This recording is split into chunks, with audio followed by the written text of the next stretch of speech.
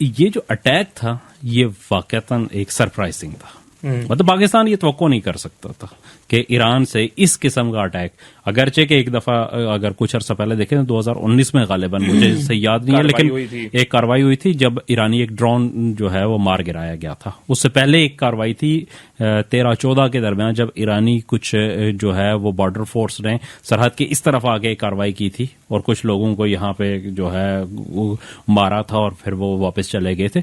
लेकिन ये बहरहाल बॉर्डर के ऊपर छोटी मोटी इस किस्म की चीजें चलती रहती हैं, ये कोई अनहोनी चीज नहीं थी। लेकिन इस तरह का अटैक करना मिसाइलों के साथ ये पाकिस्तान के लिए एक सरप्राइजिंग एलिमेंट था। पाकिस्तान के बिल्कुल भी तवक्को नहीं थी, चूंकि इंडिया अपना ईरान और पाकिस्तान के दरमियान बेशुमार चैनल्स हैं।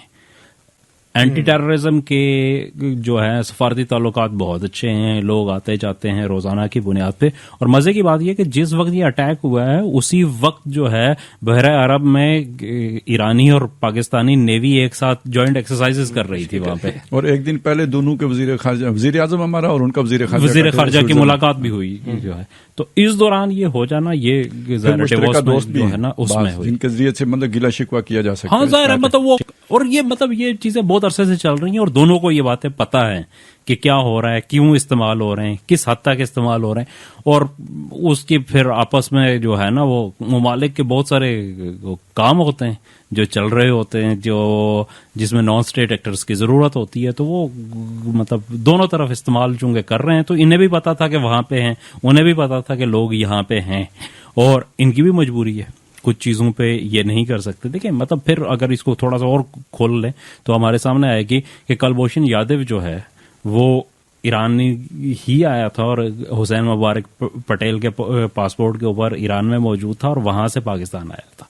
और फिर पाकिस्तान जो आया था उसकी भी बुनियादी चीज ये थी कि यहाँ पे जो लोग जिनसे वो राब्ता कर रहा था वो हमारी स्टेट के साथ जो है ना उनकी एफिलिएशन थी, तो वो उनको गलतफहमी में उनके साथ जो है ना उसने ताल्लुकात बनाने की कोशिश की और उसमें पकड़ा गया वो।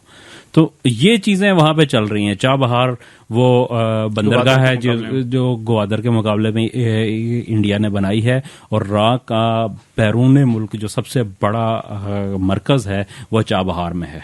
और ये बात ईरान को भी पता है, ये बात पाकिस्तान को भी पता है। तो इसलिए ये चीजें जो है ना कोई मतलब उस लिहाज से कि वहां क्या हो रहा है यहाँ क्या हो रहा है ये दोनों तरफ बड़ी अच्छे तरीके से पता थी, लेकिन दरमियान में ये एलिमेंट एक नया आया और फिर इसकी टाइमिंग बड़ी अजीब सी थी।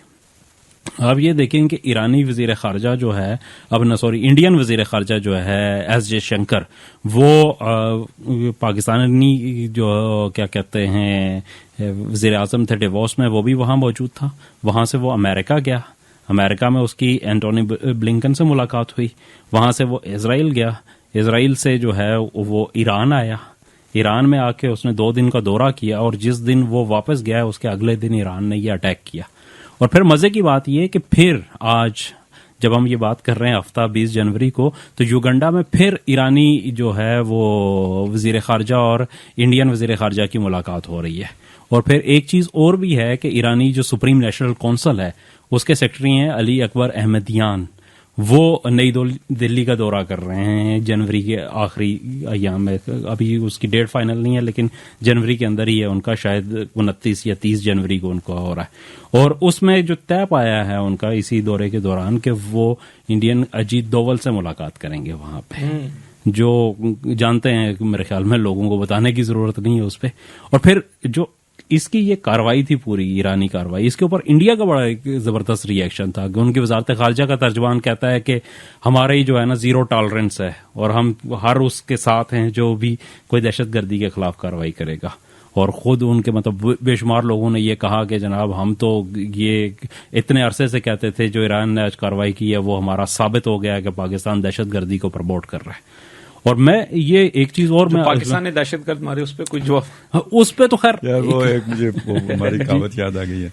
हमारा जो गांव है ना उसके एक साइड मशरक वाली साइड पे चमन कोट है, कश्मीर वाला चमन कोट आपको पता है। दूसरी साइड जो अयूबिया है ना, अयूबिया के नीचे एक गांव आता है रामकोट कहते हैं उसे, मतलब वो राम से ही कुछ रामकोट बना होगा। तो उधर शायद कुछ इस तरह के लोग रहते थे जो यानी मिरासियों वाला काम करते थे, मतलब उनके वो मौसीकी शोसीकी का कुछ था। तो किसी ने मशहूर ये किया कि मतलब एक मुहावरा बना हुआ है कि टोल बजन चमनकोट, तो पांगली नचन रामकोट। तो भाई वो बम मारे उन्होंने, ईरानियों ने नाचना शुरू कर दिया इंडियंस ने।